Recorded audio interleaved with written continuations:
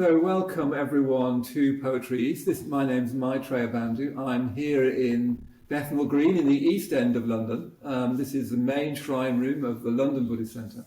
And I'm really delighted to have as my guest on PoetryEast a wonderful poet, Tracy K. Smith. Tracy has published 4 collections of poetry, one of which, Life on Mars, won the Pulitzer Prize and really deservedly won the Pulitzer Prize. She's won many, many awards. Her new and selected poetry is recently out, just last October, called Such Colour. She's a poet of passion, a poet of thought, with these lovely sort of lyrical sort of takeoffs. She's also published a memoir, which was a finalist for National Book Award. So I'm really, really delighted to welcome Tracy K. Smith. So Tracy, welcome to Poetry. Where are you tuning in from just now? I'm in Massachusetts. Yeah. You're in Massachusetts. What time is it now? It's in the afternoon here in England. 10:30 a.m.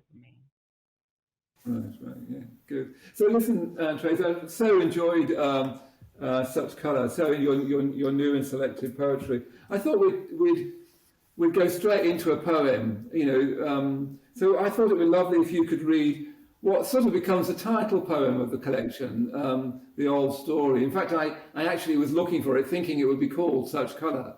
But it's sort of become the title poem, hasn't it? It's been beautifully produced on the back cover. So I thought let's just sort of pitch straight in with that. Okay, I'd love to. An old story. We were made to understand it would be terrible. Every small want, every niggling urge, every hate, swollen to a kind of epic wind, livid the land and ravaged like a rageful dream. The worst in us having taken over and broken the rest utterly down. A long age passed when at last we knew how little would survive us, how little we had mended or built that was not now lost. Something large and old awoke. And then our singing brought on a different manner of weather. Then animals long believed gone crept down from trees. We took new stock of one another. We wept to be reminded of such color. So yes, I was really struck by that poem. I mean, what struck me is it has this strong historical sense that's not made explicit, but this sort of backstory of a terrible history and this almost prophetic future in the poem. I wondered whether you could say something about those two elements there, and whether that's I'm right. glad that emerges for you, because this poem lives in the collection Wade in the Water, in which history is such a useful framework for thinking about anxieties about injustice in the present. And I was also thinking in working in that body of work about how the mythology that America cleaves to sort of justifies, enables, and emboldens the urge toward domination with the claim that we're special somehow. And so I was thinking maybe the thing for all of us to do who feel discomfort with this pattern is to write a new myth, is to build a sense of what we need to see about ourselves and where we can imagine that could take us. And so that was what this poem was doing. It was just an attempt to look at the past in a different, perhaps more honest way, to speak from the kind of distance that myth sometimes creates, which adds a sense of the inevitable, I think, to whatever is being considered, and to say what is the next step that we could take. What is the tilt or the turn that we could take if only we were open to a different narrative? Mm, mm. So do you feel it sort of sets something of the tone of the whole selected poems? That I really hope so. it's right from the start somehow. I chose Yeah. that poem in part because of what, what I just said about choice, about reimagining who we are. And I know I'm thinking in an American context, but really these patterns exist in every context, especially where, you know, empire is part of what we see about who we are as a society. Um, but I also chose this poem because for me, the last line, that we wept to be reminded of such color has to do with people. It has to do with race. It has to do with difference. It has to do with facing one another in a different way than we've been trained to do. And this is um, a theme that I think has run through my work, perhaps quietly in the early work, and it's more active and it's more unignorable for me now. And so I was hoping that title could also help draw this through line out a little bit more vividly in the work. Mm. Yeah, well, that's very interesting because I was going to, we'll come on to that. I was being struck by the poems in Riot, the final section, the new poems, that there's much stronger sense of that historical consciousness, particularly about, African American history, slavery, is more and more a concern. But let's get to that because I see that sort of growing quietly, as you say, through the work right from the beginning. I thought we'd start actually go on from there to go to the poem Joy, which I assume is a poem about your mother. A lovely short sequence of poems. I mean, just to say, I've chosen. I was cheeky enough to say to Tracy, "Well, here's the ones I want to do." It's a bit naughty, really. Tracy very kindly sort of said, "Well, that sounds fine," but this is one of the sequences which I kept on thinking, first one, second one, third, which one do I want to want? Well, I'd love to hear the whole sequence, but time is always short, isn't it? So, but let's hear the second. I think I suggested the second part of that sequence, and let's go on from there. Yeah. Okay. Joy. It will rain tomorrow, as it rained in the days after you died, and I will struggle with what to wear and take a place on the bus among those I will only ever know by the shape their shoulders make above the backs of the seats before mine. It is November, and storm clouds ascend above the roofs outside my window. I don't know anymore where you've gone to, whether your soul waits here, in my room, in the kitchen with the newly blown bulb, or whether it rose instantly to the kingdom of hosannas.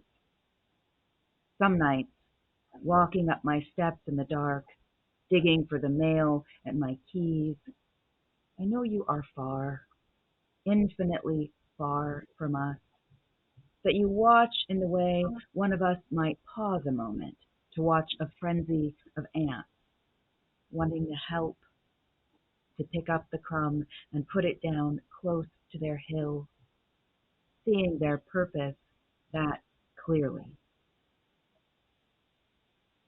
I love that last line, seeing their purpose that clearly. And I love the small details, the blown bulb, the digging for the nail and the keys. Um, it's a lovely little sequence of elegies. I wonder whether I would want to sort of hear about people's parents and their world, because it'll be so different from the world that I come from a small town in Warwickshire in England, and you come from a very different world than mine. I thought it'd be lovely to hear about your mother. We're going to hear you about your dad later as well, of course. Right, get to the children. Okay. Sitting here in my office, I have this picture of my mother as a young woman. She's probably like in her 20s in this photograph taken in the 50s.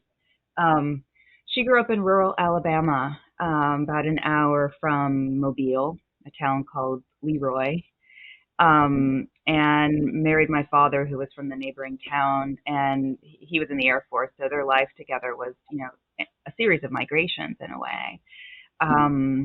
My mother, uh, I grew up knowing my mother as a very faithful, like religious centered, God centered woman with a great sense of patience, trust, and belief. But I now understand that she came to be that person out of a need. I think traveling in the Air Force, moving to a new place every couple of years, having a Black family in parts where the racial divide wasn't always a gentle, friendly space, um, being far from her family, her, her original family. She saw herself to be searching for something. My father would be gone, overseas for months at a time. In fact, most of her pregnancy with me and the first like 9 or 18 months of my life, he was in Southeast Asia.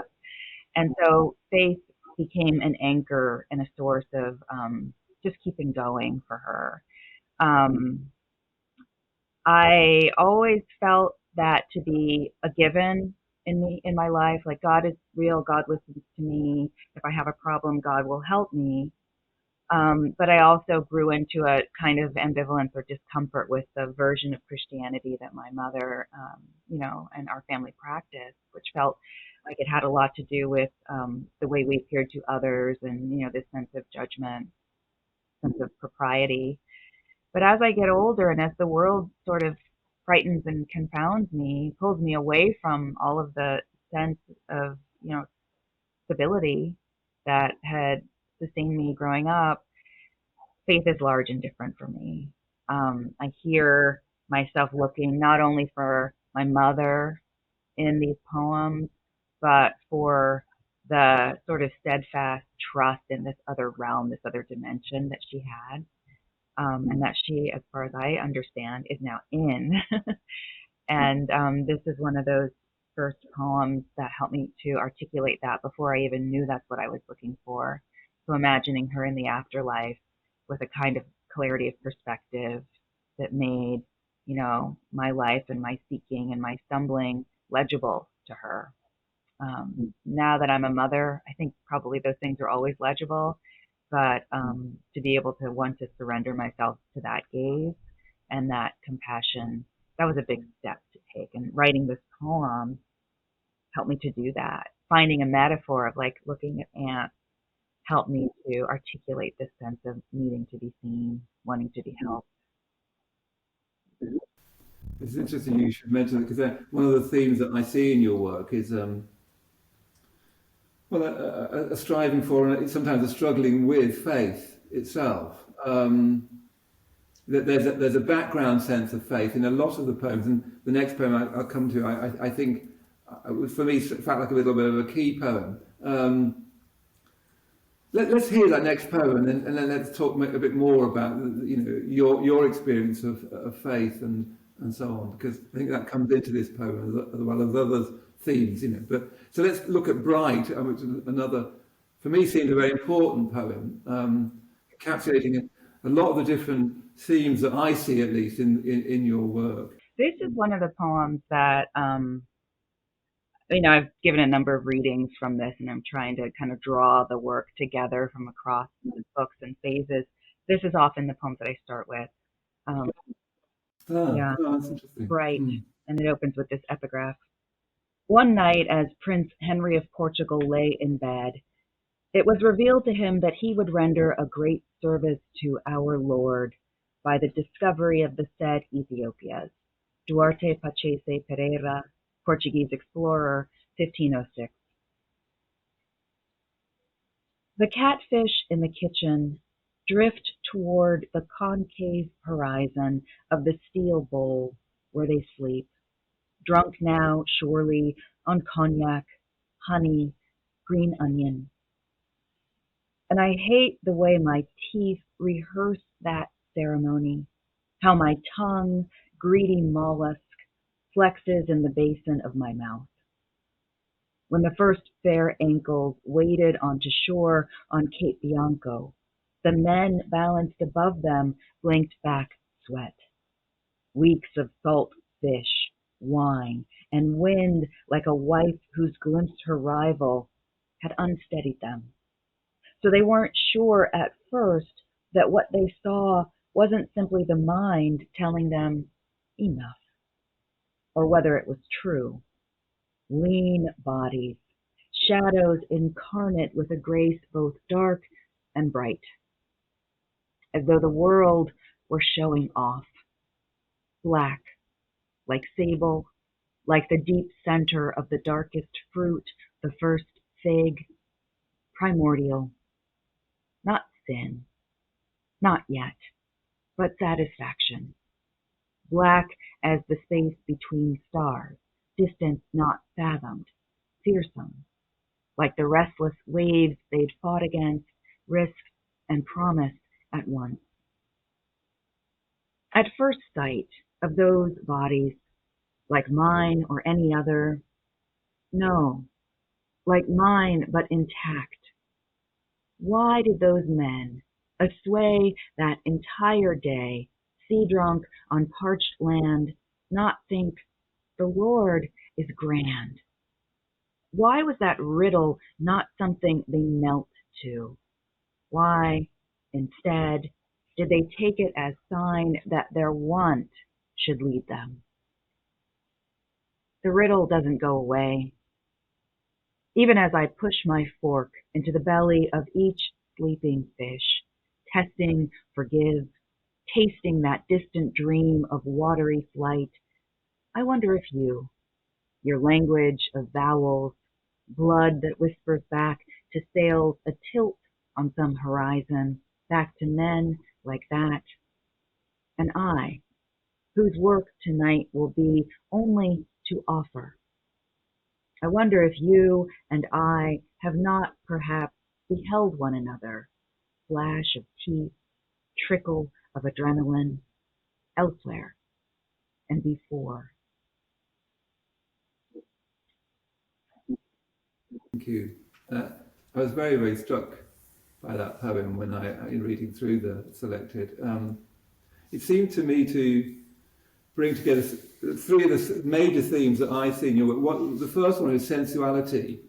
The description of the fish is very, very sensual. And that's I think, what I see. I don't know whether you agree, Tracy, but that's what I see as one of the themes of your work is a determination to speak for the body, to speak sensually. Then this very important theme that develops as your writing goes on about race, about and the African American experience, and even eventually touching on slavery and writing about slavery, but also faith, and somehow the question of faith almost troubled by the two things around it, sensuality on one side. It's almost like a triptych, sensuality on one side, race and some of the terrifying histories of racial hatred and so on, and in the midst of it, a questing faith. That's how I read it. I don't know whether that chimes with you, Tracy. Like those three regions of concern. I often describe my work as just a series of questions, different ways of asking, what do we do to one another? And what's the cost and why? And I think that those different sources both animate the question and give us an inkling of some of the answer. Like, we do these things because of our sense of ourselves, what we need, what we're owed, what we deserve. We do them in spite of or because of this relationship to this other source, the permission or the prohibition that we see God or that largeness is representing. And then there's something about the fear and the appetite and the questioning that comes from looking across what we've been taught to believe is this large divide. That divide changes both, the person looking and the person being regarded. And there's damage in that gaze. There doesn't have to be, but we've been taught that there's something at stake. There's something to get or to keep. So I think this poem is interested in all of those things. And it's also imagining the scale of those very same questions in an intimate relationship, right? The opening of the poem has to do with just cooking dinner at home with a chosen other.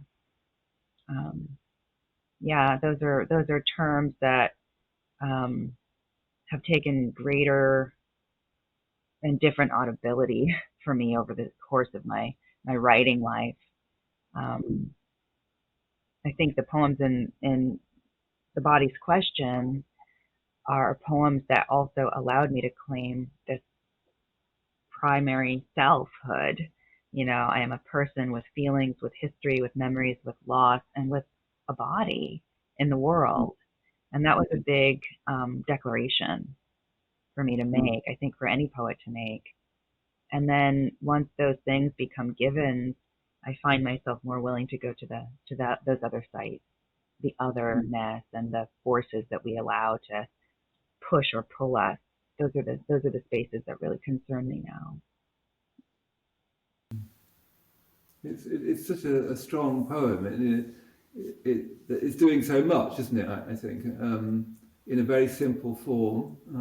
I want to talk to you about form now because I thought it'd be really lovely to hear your villanelle September. And let's hear it first, and then let's have a talk. I'm very struck by your use of the form in it, and it's a great change as well as register, isn't it? It's quite interesting to go from Bright to September. You could almost think it's a different poet, not quite, but it's quite a change of register, isn't it? And we'll hear another villanelle actually later on, which is a change of register again. So let's hear September. September. This is the only world. Our opaque lives, our secrets, and that's all. A streak of orange, a cloud of smoke unfurls. The centuries in rubble, so we curl around pictures of ourselves, like Russian dolls whose bodies within bodies form a world free of argument, a makeshift cure for old-fashioned post-millennial denial. A lake of fire, a Christ in clouds unfurled. Knowledge is regret.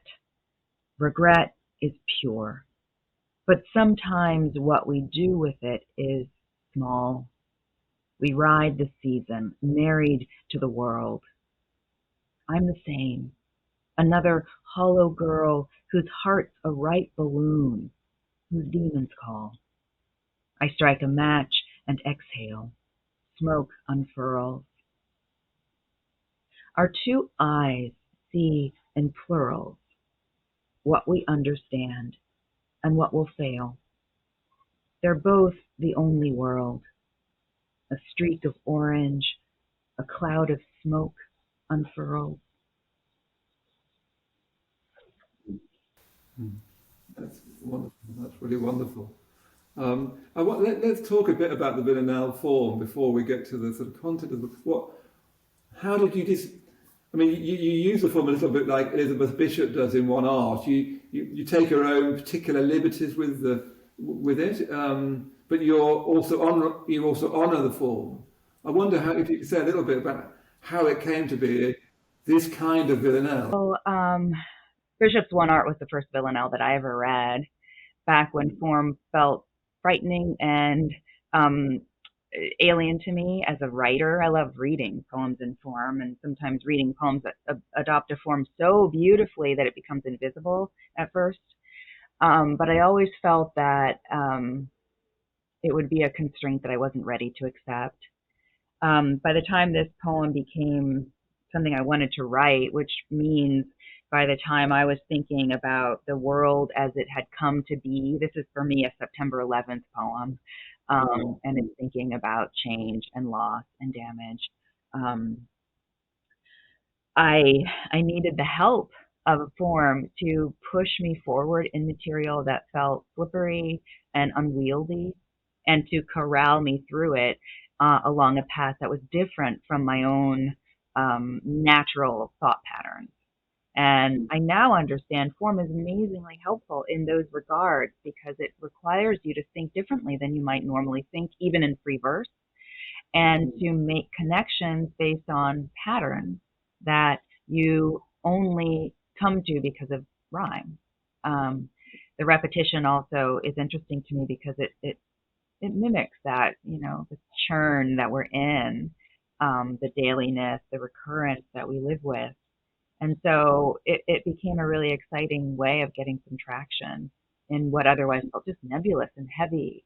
Form has come to be a real source of courage for me with ambitious material.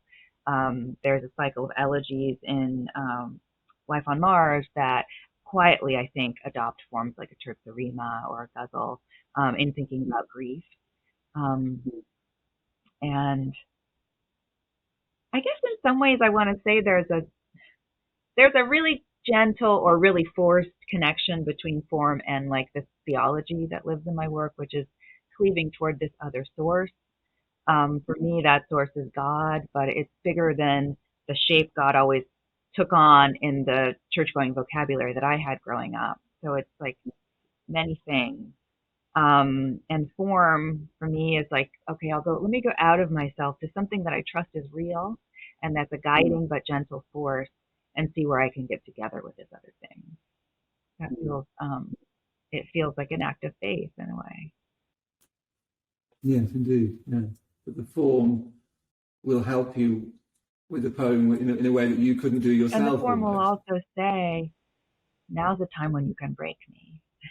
Now's the time when you can bend this expectation to your needs. And that for me is also the really exciting moment in a form like the villanelle, where it's safe and feels perhaps even earned to stretch out a little bit.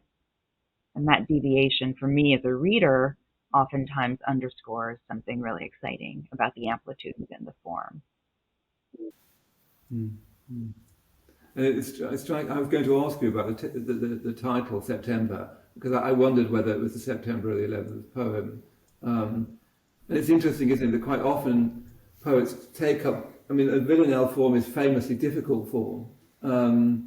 I've tried to write too, but they're rubbish. That was famously difficult form, but often poets take up forms to write about things that are difficult, to sort of, as you say, force them to find a new way of speaking. It also helps corral. Very struck by that indeed. To corral it in a way that very little else can. And I wanted to just not jump on, but sort of highlight that short line, knowledge is regret. And this whole sort of meditation there in the middle there of the poem about knowledge and regret, but we don't make much use of it. I wonder, is there a way of sort of speaking about that? I think it comes close to that sense I have that I was talking about with an old story about the stories we tell ourselves about who we are and what we're doing. They're wrong. And knowing, knowledge to me encompasses an awareness of that falseness and a pang of the conscience. But sometimes what we do with it is small. We can contain that, we can compartmentalize that, and just the desire to keep going where appetite, security, those other things lead us. I think that's part of what that line is seeking to remind me of. Yeah, it was one of the parts of it that really shone out to me. There's a lot more I'd like to say about that poem. I'm very struck by that poem, but let's move on again. I wanted to, again, this wonderful sequence about your father, or at least I see it as a sort of series of elegies, and it's elegies in one way, saying other things as well. It's not they're not sort of simple elegies by any means, if such a thing could be. But I thought, again, I'd love you to read the whole of it. That sequence, my God, it's full of stars. But let's hear the section 4. I mean, that's a shame. Such a shame that we couldn't just. I think, well, why don't we just at least have that one and that one? But I want to try and get this sort of arc going all the way through your writing, and it means, I'm afraid, just sort of a lighting on a part of a sequence and then having to go off. But I'm hoping that the listeners and the watcher will get a sense of the whole body by that of the work. And it's nice for me. I really vividly remember writing section 4 of this poem and seeing it as a leap away from the material that had begun to present itself to me as, my father appears in the lines, the last lines of the previous section, and suddenly I was like, oh, right, he's here. He's driving these questions for me in more ways than I'd imagined. And then somehow that realization caused me to need to look in a different direction for a while. It not as an escape, but a sense I found it. I know I found the heart of this poem, and now I can have fun a little bit, and I can stretch out, and I can reach to these other places. So this reach toward Stanley Kubrick was kind of exciting to write. In those last scenes of Kubrick's 2001, when Dave is whisked into the center of space, which unfurls in an aurora of orgasmic light before opening wide, like a jungle orchid for a love-struck bee, then goes liquid, paint in water, and then gauze, wafting out and off, before finally the night tide, luminescent and vague, swirls in, and on and on. In those last scenes, as he floats above Jupiter's vast canyons and seas, over the lava-strewn plains and mountains packed in ice, that whole time he doesn't blink. In his little ship, blind to what he rides, whisked across the wide screen of unparceled time, who knows what blazes through his mind? Is it still his life he moves through? Or does that end at the end of what he can name? On set, it's shot after shot till Kubrick is happy. Then the costumes go back on their racks, and the great gleaming set goes black.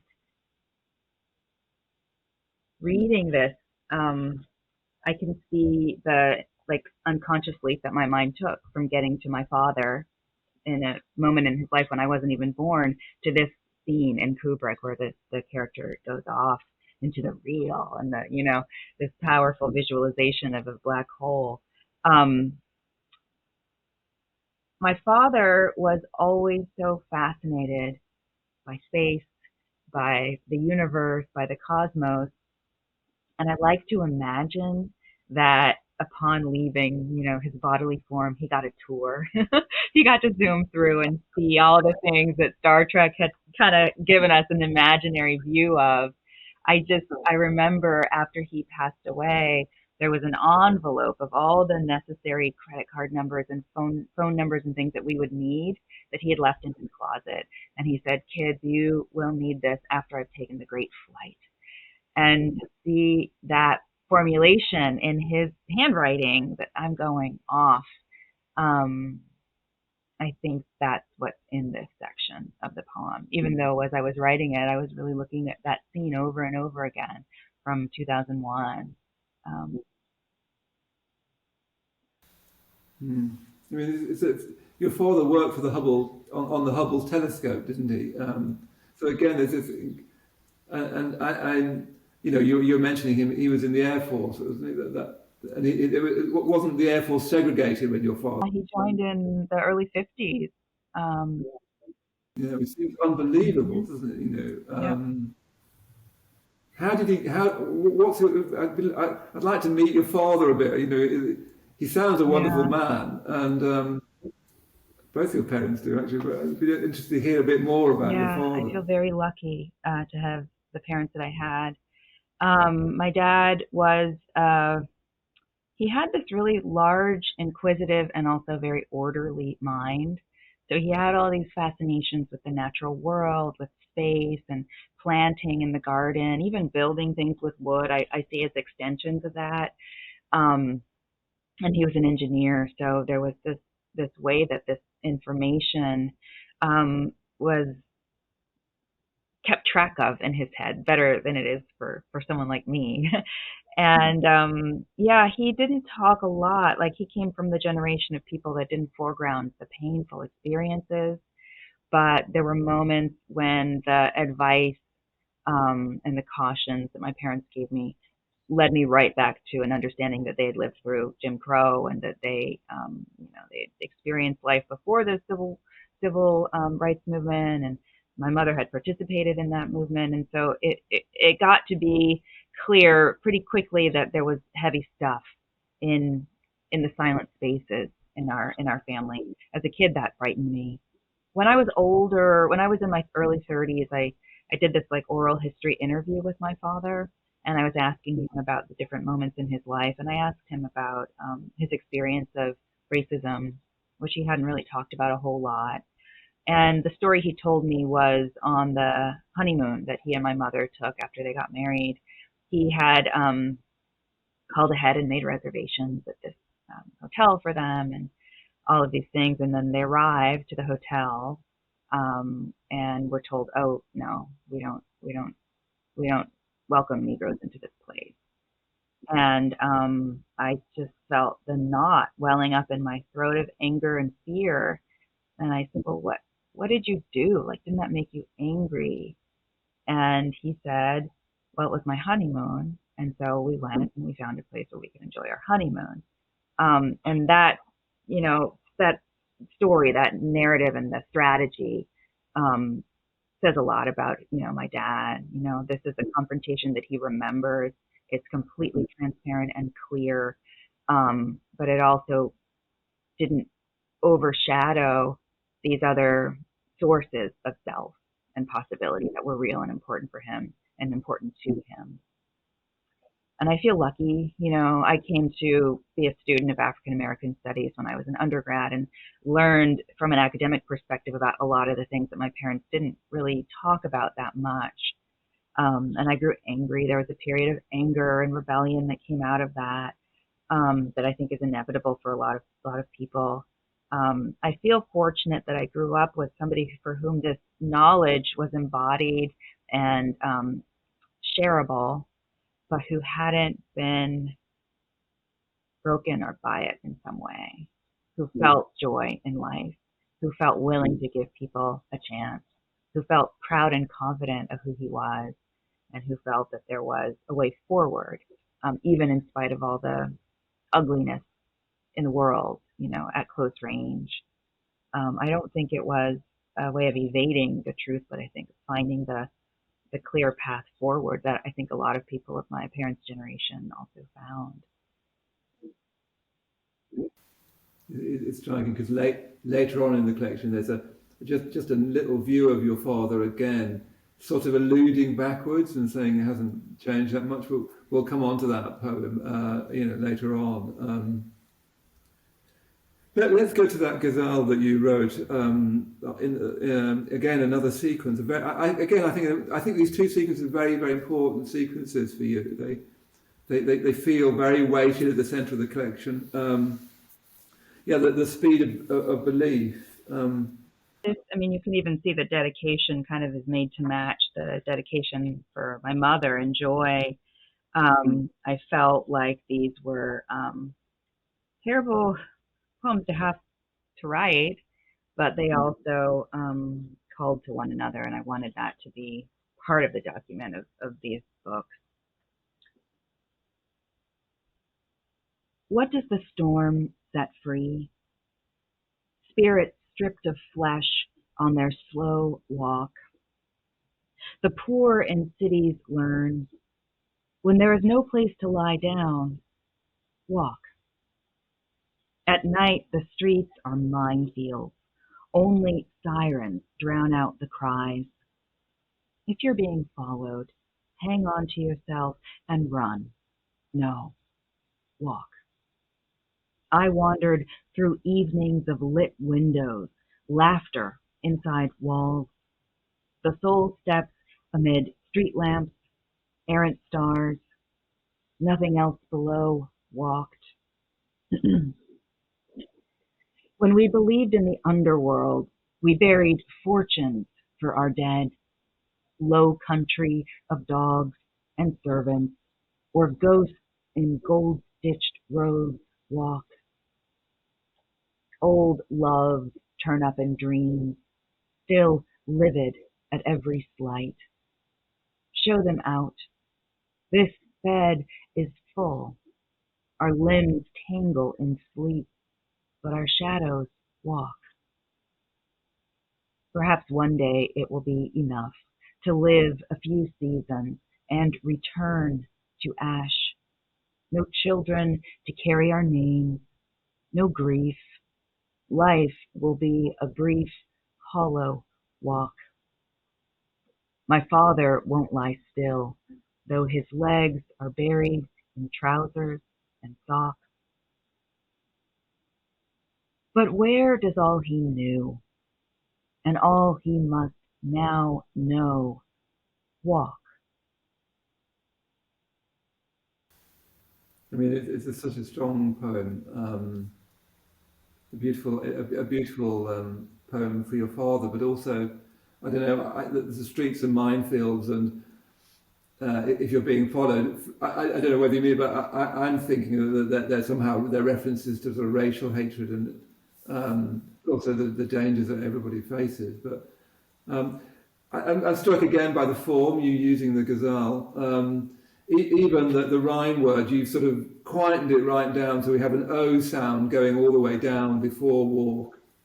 So it's almost as if the ghazal wants to say, oh, walk, oh, walk, oh, walk. It's got the O sound, hasn't it, running all the way down the ghazal. You very carefully used the ghazal form, quietened it, but kept its spine, it seems to me. That repeating walk and that repeating refrain of the ghazal. Perhaps say something about Yeah, the I love ghazal. that form because it is, I think I see it as one of the looser received forms. It gives you the opportunity and almost the directive to think of each couplet as a discrete unit, so your mind can leap. And what I know about letting your mind leap and wander is that everything's connected, even though it doesn't. You're looking in different directions and you're intending to look away from something, and that's really exciting me to me because the way that the unconscious, sort of like works its way into the poem. And I also really like the demands of the form in English, which you locate that rhyme that sits before the refrain, and you're right. I hear it quietly. I like to be as obedient as possible and to maybe try and create that invisibility that I sometimes recognize in poems that utilize form seamlessly. It's there, but it's not the first thing that you notice about the poem. And then once you've experienced the poem and its arrival, you can go back and let the form be another source of meaning and feeling. I feel like that's very the subtlety of that I'm hoping to sort of land on feels really exciting. It feels revelatory to me. It's very much an energy, but it's also a very passionate poem. It strikes me. I wonder whether you might say something about the passion in it. I don't know. It's got a quality that's very particular to it. I think a kind of, I don't know, it's a passionate, strong quality. It wants to speak out, even though it's speaking quietly. If you see what I mean. Yeah, I like. Well, the other thing that form sometimes allowed to happen in this sequence is it admitted feelings that were not sort of suitable to the elegy. Feelings that had to do with reality, with ambivalence. The elegy, we think we're reclaiming and honoring someone that we love who is gone. So why would you say anything difficult or even critical in an elegy? And yet, for me, sometimes in this sequence, the demands of rhyme or repetition, which to me urges a slight tilting with each iteration, something has to sort of turn or rotate. Um, that admitted these shades of feeling. And so the urgency, the awareness of fear, of threat, I think that has to do with understanding what it feels like to be alive. An analogy, if it's about trying to draw someone back to that threshold a little bit, it means you're aware of what's on your side of it. That's no longer fettering them. And that sense of life is full of threat and obstacle and like the heart racing, adrenaline. Um, there's something exciting and ecstatic about that too. that comes in.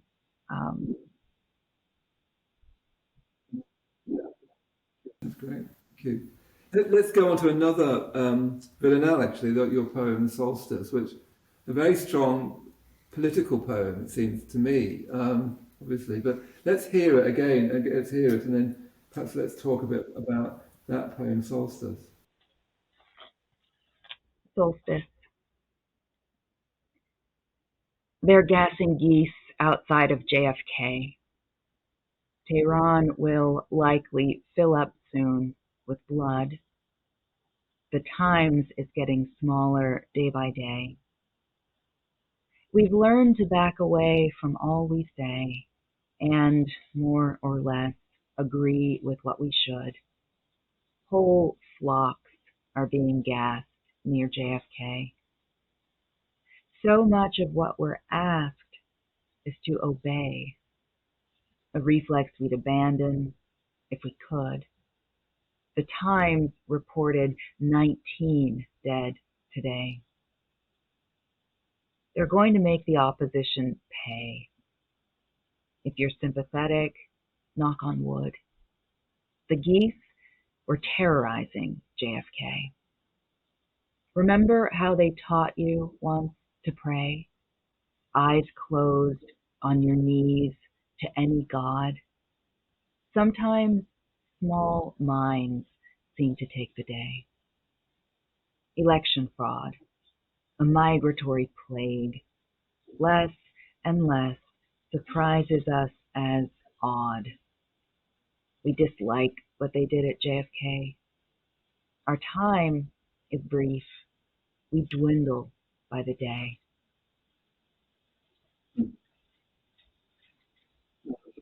And such a strong poem.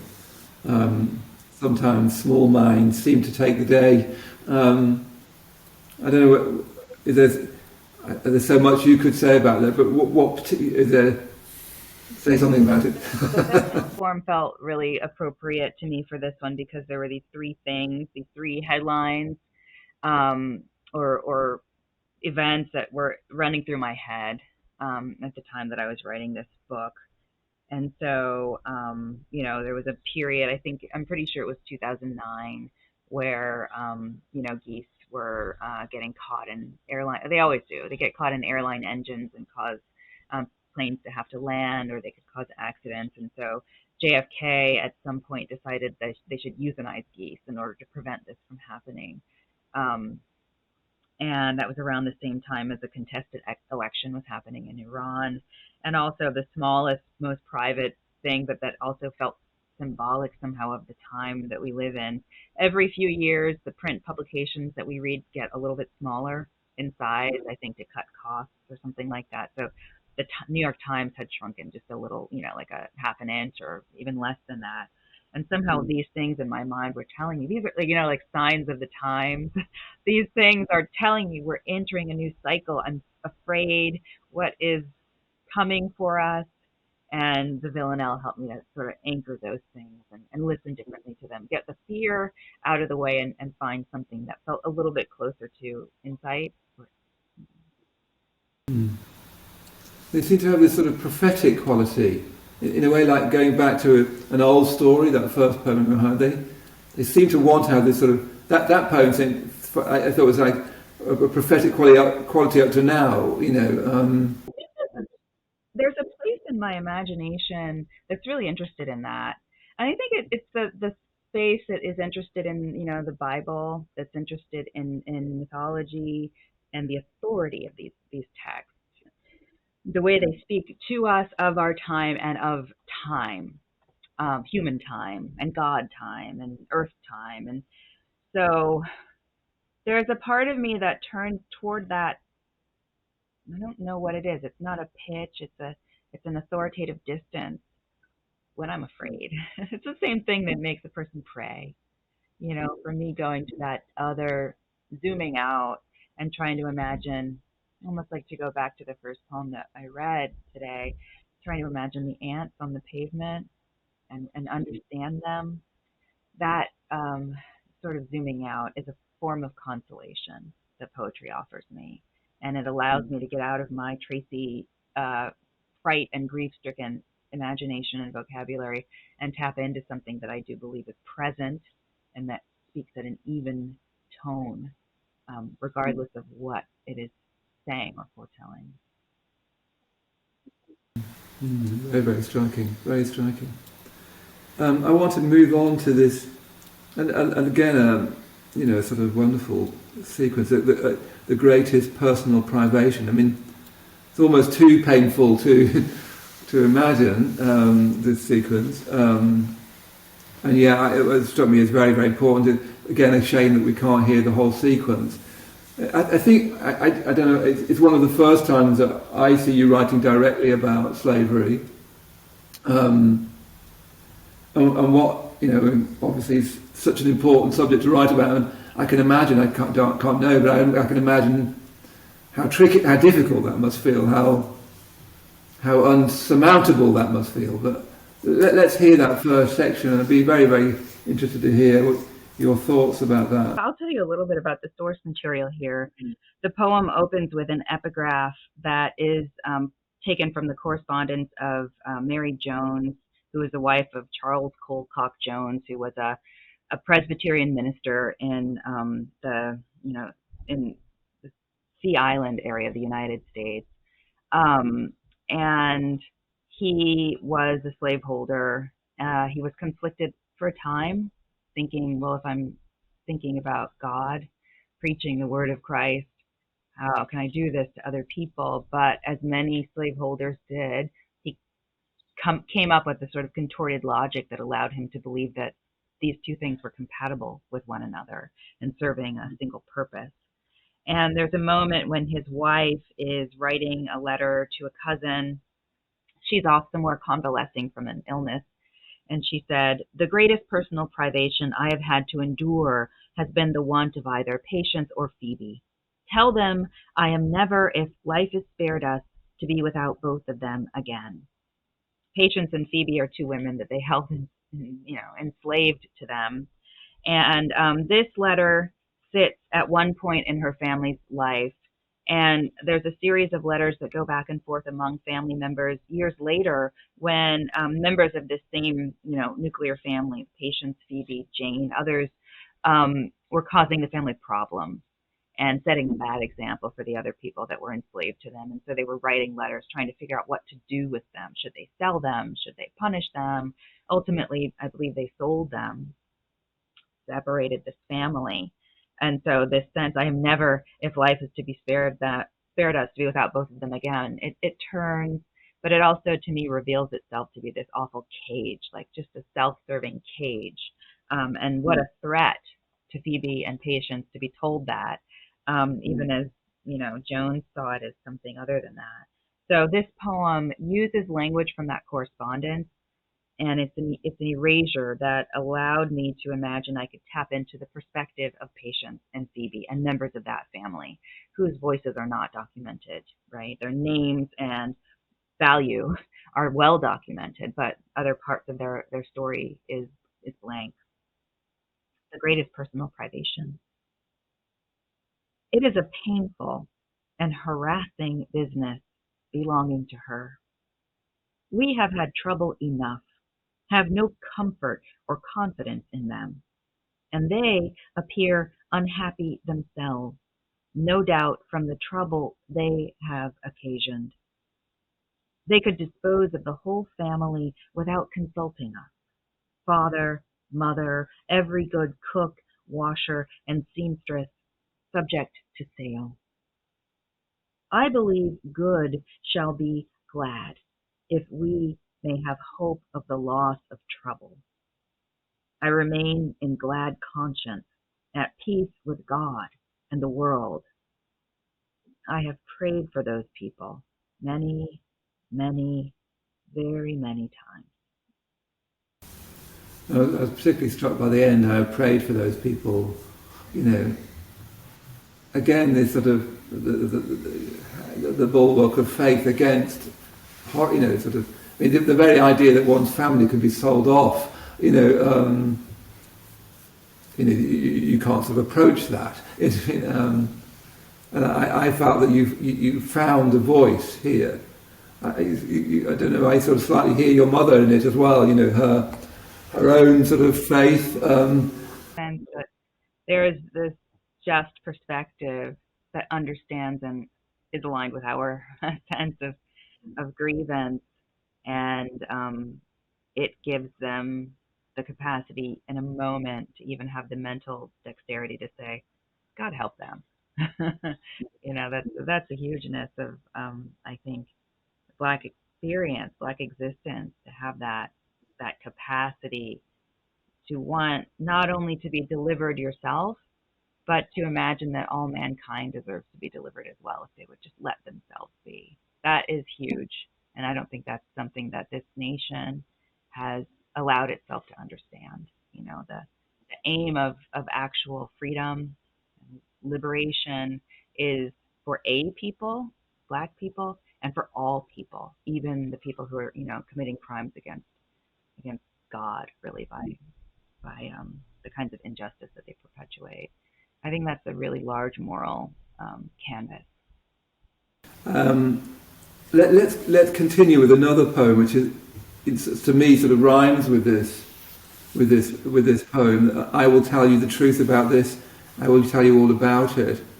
It's a wonderfully painful and poignant sequence of letters. I'd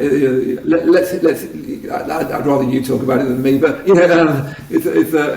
it shines out in the collection again as an important piece of work. I'll tell you about where that poem comes from.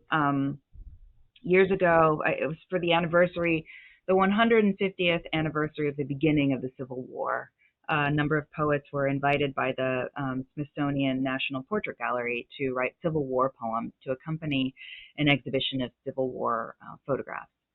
And I always have felt a little, what my kids would say, cringe around questions of the Civil War or the debate that seems to, kind of like be inexhaustible about whether or not it actually had to do with emancipation, with slavery. I believe it's as plain as, day that the answer to that question is yes. But there are a lot of arguments that do a lot to try and tilt things. But I said, okay, I can get around this sort of discomfort that I have if I could find a way to get a sense of what Black people had to say about their own sense of the Civil War, what it was about, what was at stake for them.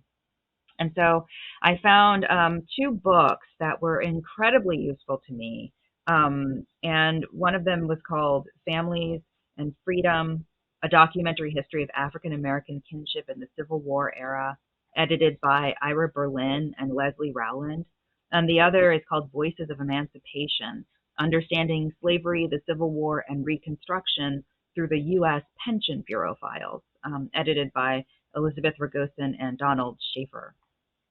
And I want to just specify that because I want people to turn to these sources and to the larger archive from which they come, because it does tell us so much about what was at stake, what people's lives were touched by, and what they felt hopeful for.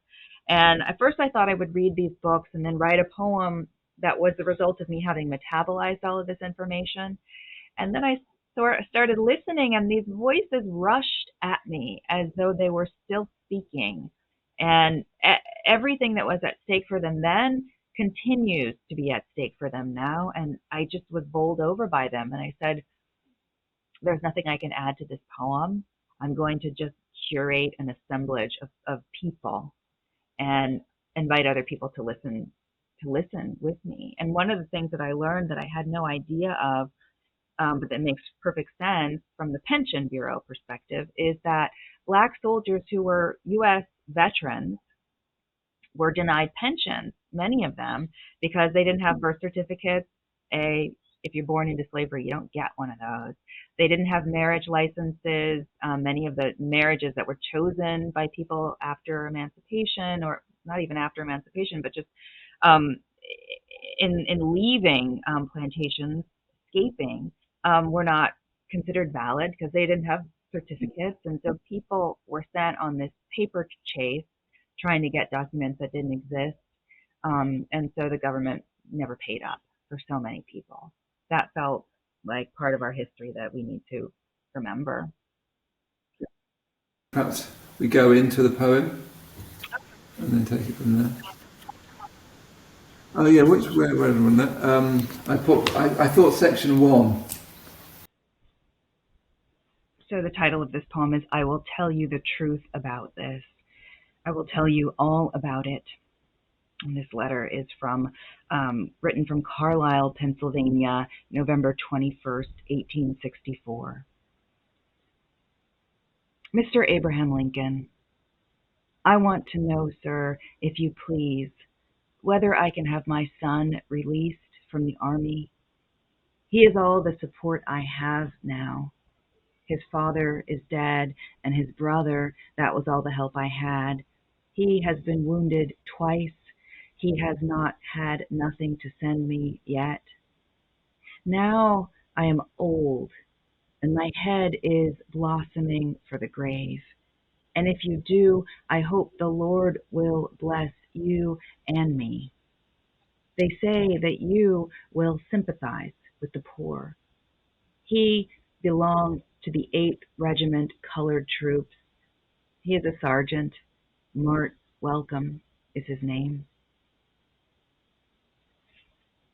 I mean, this letter is one that really gave me this sense that there's already poetry here, that I don't need to bring the poetry to these appeals. So when I read, now I am old and my head is blossoming for the grave, and I just thought metaphor is about urgency of feeling and transmitting that somehow to a listener, and bowled over by what is alive in this voice still. I mean, the whole sequence is, I love all the sort of the spellings. It just feels very integral, doesn't it? The whole sequence. Yeah, I mean, what I see and you hear when I read the poem, you can't hear the spelling, but this is the effort that somebody who is not writing letters very often is putting into making this desperate request to the President of the United States for help.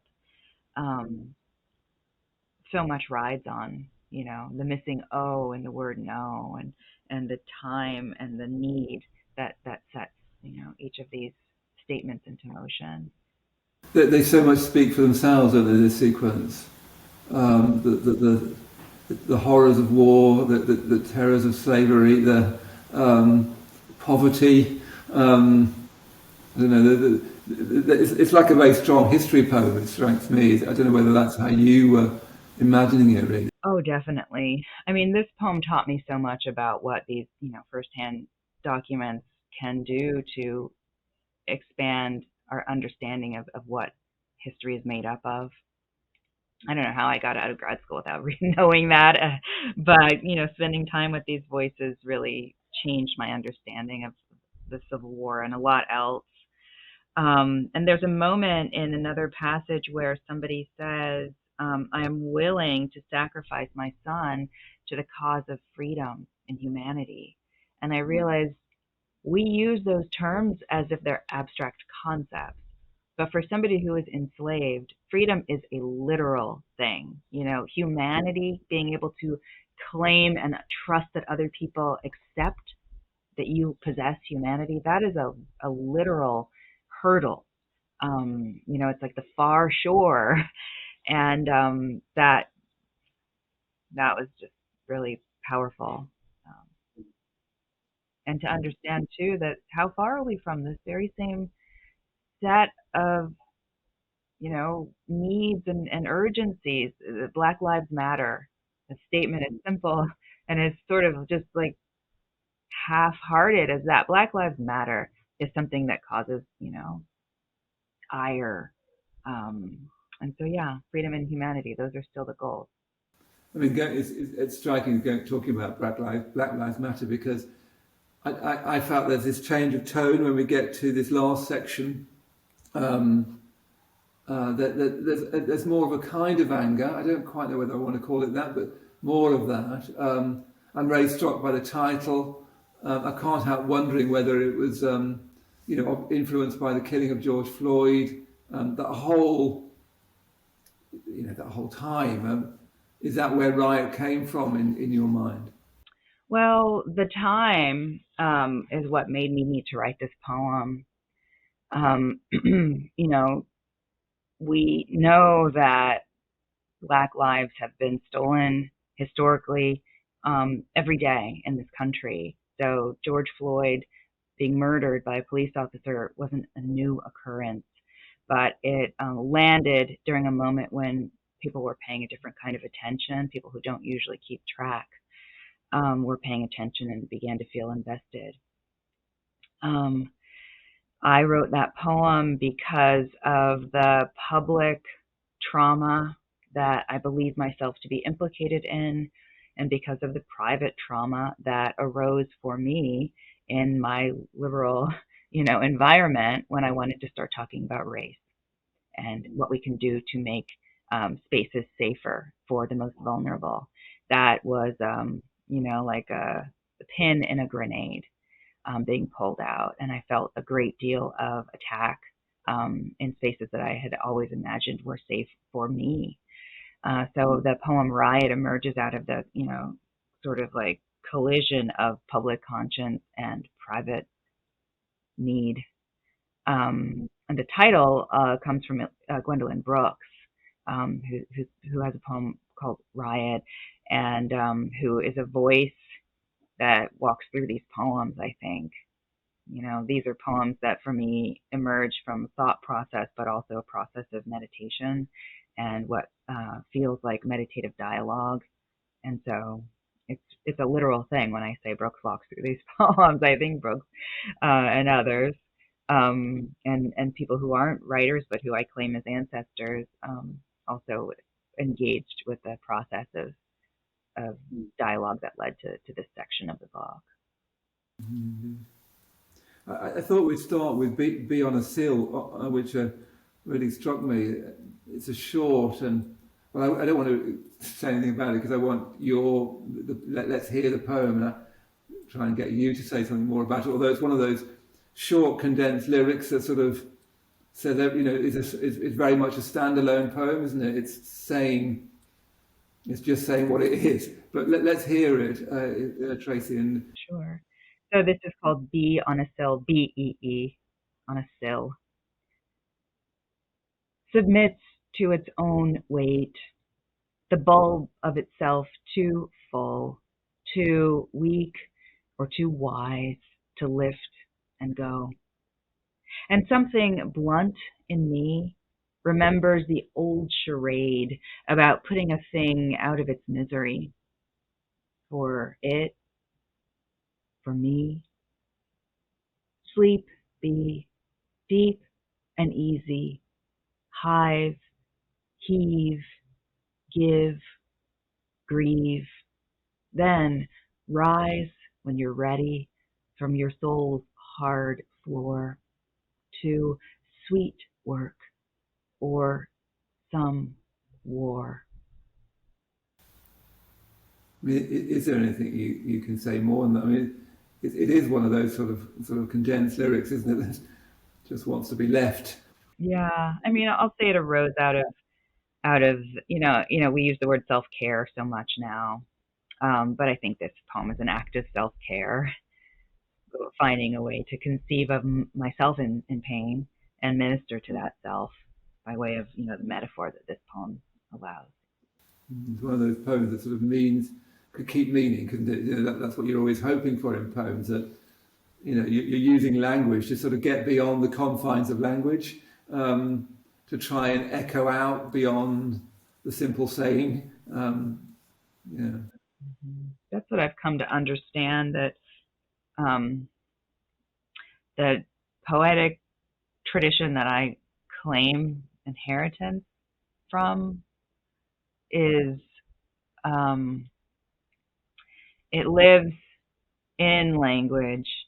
It is an art form, but it is larger than language and it's larger than art. Maybe all great poetry has those characteristics, but I think that the Black lyric tradition, as it has long existed and as it continues to change, grow, expand, is really about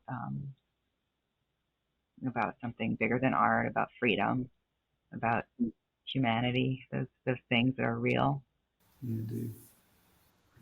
I thought I'd get you to read two poems in sequence. They sit opposite each other in the book. This poem, Mothership and Dock of the Bay, and they seem to speak to each other. You know, there's a mother poem and a father poem, and I was very touched by a revisitation of your father, and a sort of hint in his voice of the unsaid. I find that terribly poignant, and I was very struck by the reappearance of your mother, in a sense, and the poems talk to each other across the page. And I thought it'd be lovely just to hear you read one and hear you read the other. And I don't know whether that's how you wanted them across the page, but it struck me very much like that. They've got two different forms, but they seem to speak to each other. And then perhaps let's hear a little bit about those. But I thought, why not hear you read both, one after another? You know. I love that idea. Mothership. You cannot see the mothership in space. It and she being made of the same thing. All our mothers hover there in the ceaseless blue-black, watching it ripple and dim to the prized pale blue in which we spin, we who are black, and you too. Our mothers know each other there, fully and finally. They see what some here see and call anomaly, the way the sight of me might set off a shiver in another mother's son, a deadly silent digging in, a stolid refusal to budge, the viral urge to stake out what on solid ground is authority, and sometimes also territory. Our mothers, knowing better, call it folly. Dock of the Bay. Oh, Otis, for so long I did not know what you knew and sang of sweetly, as if it were not piquant and heavy and bleak. Fridays my father crooned along, glass of amber and ice in hand. I thought it was about ease, the end of the week, not the white world snarling through its teeth. Looks like nothing's going to change. Everything still remains the same. No, Otis, we are not lazy. We are not even particularly angry. But look how we strain beneath steady weather. Morning sun, evening come. Otis, brother, the line of us shoulder to shoulder under what will not go quietly into the ground.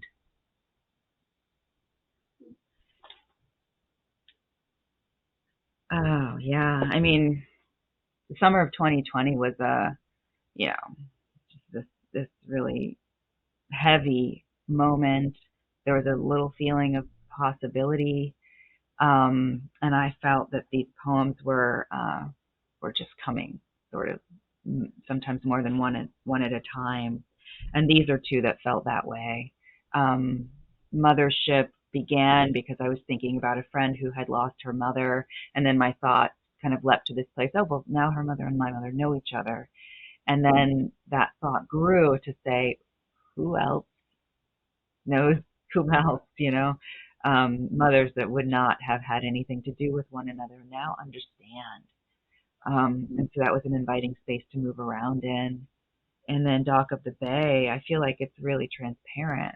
It's a poem about ache, fatigue, and suddenly understanding something about the past in that time. I quite literally, I spent a lot of time during 2020 listening to Otis Redding and and Sam Cooke, and listening to artists my parents would have listened to, that I knew my parents to have listened to, and hearing in them all these things I couldn't have registered before, and needing to just sort of reach across and say, I know, thank you, I know, to Otis Redding, but really to my dad, probably in that poem.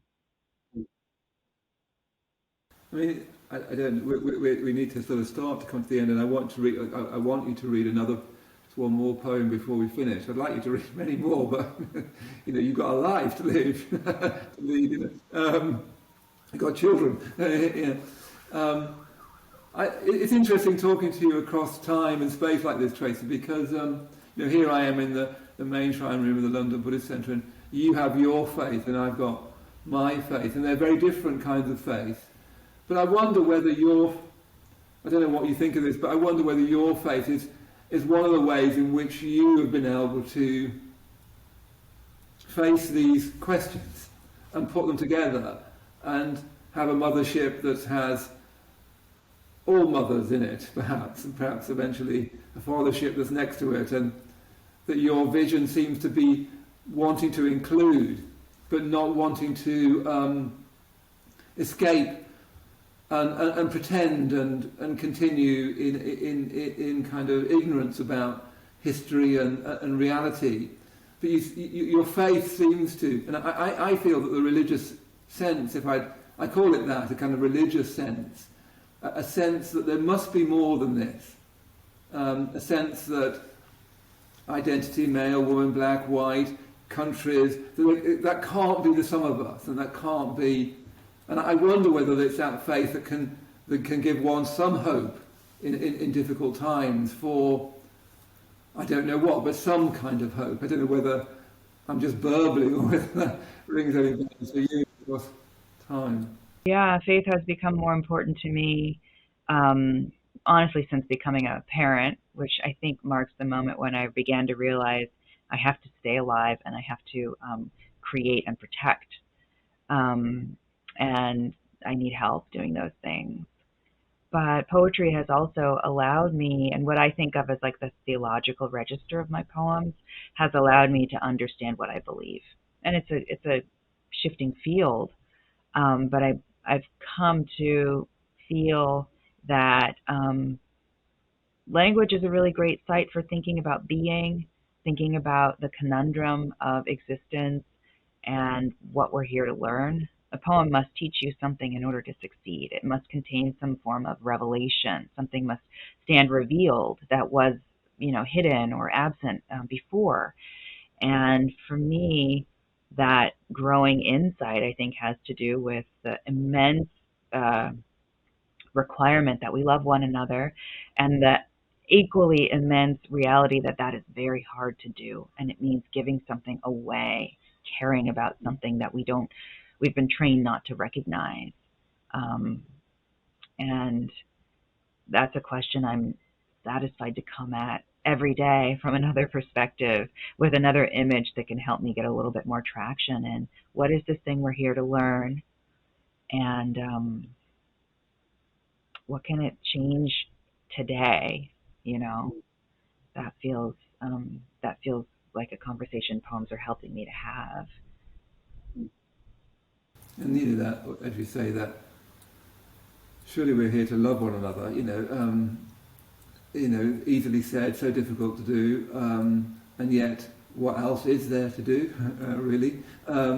So I thought it would be really good to finish from the title poem of your collection, Wade in the Water, because, I don't know, it's such an unusual poem about love, and yet it seems to touch very close to that core concern you have, and that right concern you have, that surely that's what we're about, and as you say, poetry's helped you with that. Yeah, oh, I'd love to read that poem. I feel like, that poem was this generous lesson that came out of an unexpected source. I was doing research in the South, thinking about the site of like Phoebe and Patience and that plantation history, and I was saddled with a lot of feelings of anger, futility, And I went to a ring shout, and the poem seeks to narrate an experience that I had there that felt transformative. Wade in the water for the Geechee Gullah ring shouters. One of the women greeted me. "I love you," she said.